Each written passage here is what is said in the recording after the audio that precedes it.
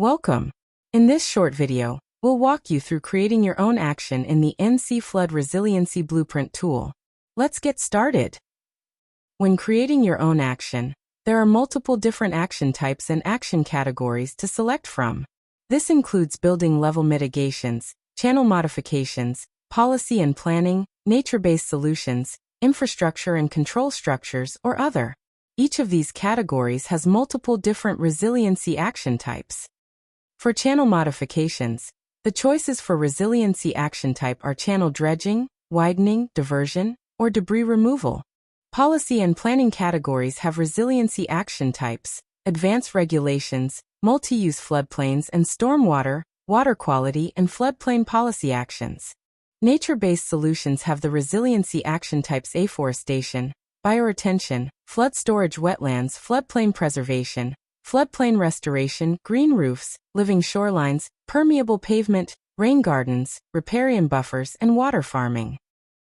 For infrastructure and control structures, we have critical infrastructure, levees, dikes, and berms, new and existing dam structures, quarries, roadway elevation and road crossing modification, and stormwater management activities. For other, the resiliency action types are beaver management, coastal building mitigation, and coastal road elevation or modification. When adding a building level mitigation action, we will zoom into our area of impact and see which buildings are at risk of flooding impacts. By selecting No to the feasibility level study question, you can use the Assess Your Risk tool to explore various building-related risk layers. Identify an area of high risk and zoom into that area of interest. If we select an area of impact, the tool will identify the impacted buildings in the area along with specific building mitigation actions. By selecting the Building Mitigation Actions tab, we can see the specific mitigation action types, costs, losses avoided, and cost effectiveness. We can select building level mitigation actions by checking the box next to proposed actions within the building mitigation table. As another example, we will look at the quarries resiliency action.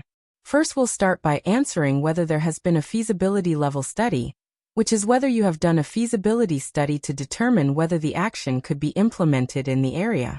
If we have completed a study, the tool will allow us to select an area of impact. If we haven't completed a study, we can still proceed with adding the action to the action plan, but the tool will help with assessing your risk as demonstrated in the earlier building level mitigation action workflow.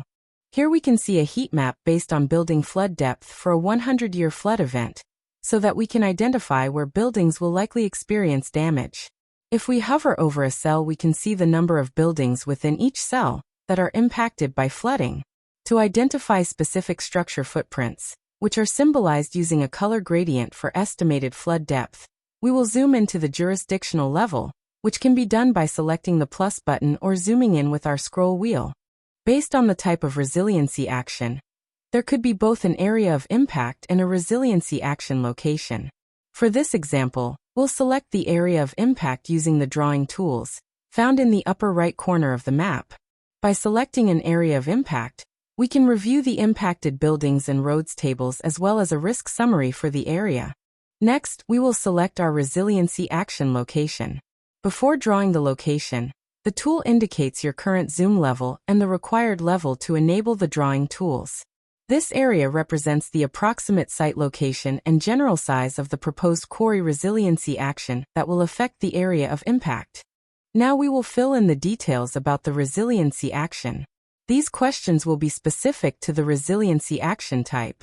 Some of these details will be user-entered, but some will be calculated automatically by the tool. For this example, we will input a 125 acre-feet storage volume with a cost of $250,000 and $560,000 of losses avoided.